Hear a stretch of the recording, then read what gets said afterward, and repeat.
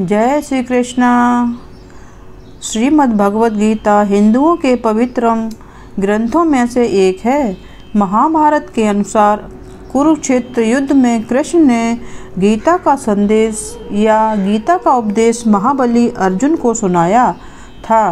गीता का उपदेश महाभारत के युद्ध में अपने शिष्य अर्जुन को भगवान श्री कृष्ण ने दिए थे, जिसे हम गीता सार या गीता उपदेश भी कहते हैं। श्रीमद् भगवद गीता हिंदुओं के पवित्रम ग्रंथों में से एक है। महाभारत के अनुसार कुरुक्षेत्र युद्ध में गीता का संदेश अर्जुन को सुनाया था। यह महाभारत के भीष्म पर्व के अंतर्गत दिया गया एक उपनिषद है। भगवत गीता में एकेश्वरवाद, कर्म योग, ज्ञान योग, भक्ति योग की बहुत सुंदर ढंग से चर्चा हुई है।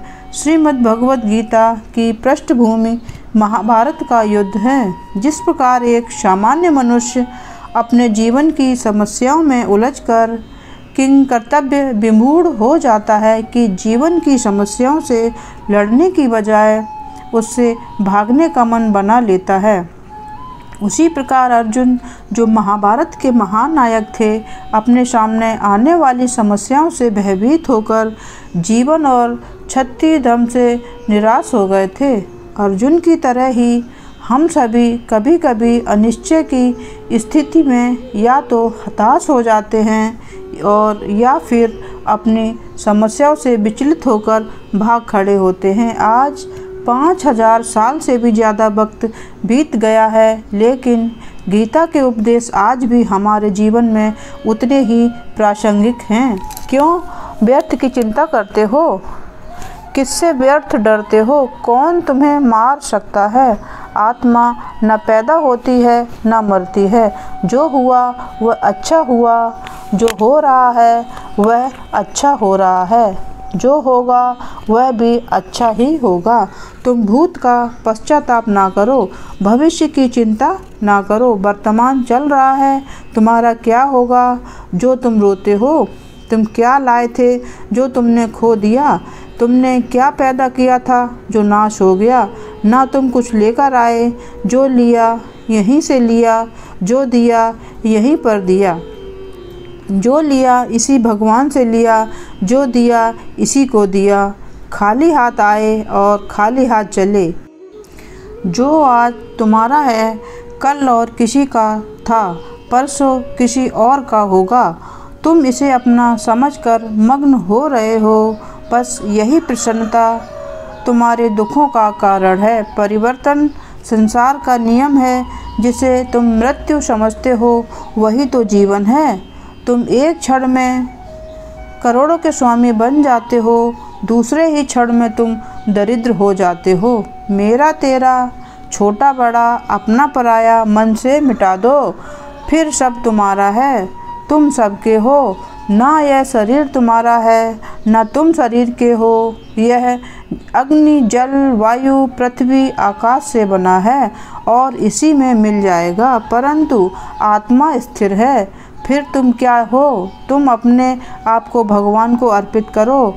यही सबसे उत्तम सहारा है। जो इसके सहारे को जानता है वह भय, चिंता, शोक से सर्वदा मुक्त है। जो कुछ भी तू करता है उसे भगवान को अर्पण करता चल। ऐसा करने से सदा जीवन मुक्त का आनंद अनुभव करेगा। मानव शरीर अस्थाई और आत्मा स्थायी है। जीवन का एकमात्र सत्य है वो है मृत्यु। गुस्से पर काबू करना चाहिए, क्योंकि क्रोध से व्यक्ति का नाश हो जाता है। व्यक्ति अपने कर्मों को नहीं छोड़ सकता है। जो ज्ञानी व्यक्ति ज्ञान और कर्म को एक रूप में देखता है, उसी का नज़रिया सही है। इंसान को अपने मन को काबू में रखना चाहिए। मनुष्य को पहले खुद का आकलन करना चाहिए और खुद की क्षमता को जानना चाहिए। खुद पर पूरा भरोसा रखें और अपने लक्ष्य को पाने के लिए लगातार प्रयास करें। अच्छे कर्म करें और फल की इच्छा ना करें। मनुष्य की इंद्रियों का संयम ही कर्म और ज्ञान का निचोड़ है। तनाव से दूर रहना चाहिए क्योंकि तनाव इंसान को सफल होने से रोकता है। अपना काम को प्राथमिकता दें और इसे पहले करें। लोक में जितने देवता हैं सब एक ही भगवान की विभूतियाँ हैं। जो लोग भगवान का सच्चे मन से ध्यान लगाते हैं वह पूर्ण सिद्ध योगी माने जाते हैं। अपने काम को मन लगाकर करें और अपने काम में खुशी खोजें। किसी भी तरह की अधिकता इंसान के लिए बन सकती है बड़ा खतरा। दूसरों की भलाई पर ध्यान दें, सिर्फ अपना मतलब नहीं साधें। ईश्वर हमेशा मनुष्य का साथ देता है। संदेह की आदत इंसान के दुख का कारण बनती है। भगवत गीता हमें ये सिखाती है कि आत्मा अमर है, केवल शरीर मरता है। मृत्यु के समय आत्मा दूसरे शरीर में पुनर्जन्म लेती है या जिन्होंने सच्ची शिक्षाओं को पूरी तरह से समझ लिया है वो मोक्ष या निर्वाण प्राप्त करता है। नित्य गीता पढ़ने से मन सदैव शांत रहता है। हमारे सारे नकारात्मक प्रभाव नष्ट हो जाते हैं। सभी प्रकार की बुराइयों से दूरी स्वतः ही बनने लगती है। हमारा भय दूर हो जाता है और हम निर्भय बन जाते हैं। पूजा पाठ और जाप के लिए सुबह का समय सर्वोत्तम रहता है। उसी प्रकार से गीता को भी सुबह के समय पढ़ना चाहिए। ब्रह्म मुहूर्त में हो तो सर्वश्रेष्ठ है। श्री कृष्ण द्वारा श्रीमद् भागवत गीता के उपदेश जो हमें सभी के लिए जानना बहुत ज़रूरी है।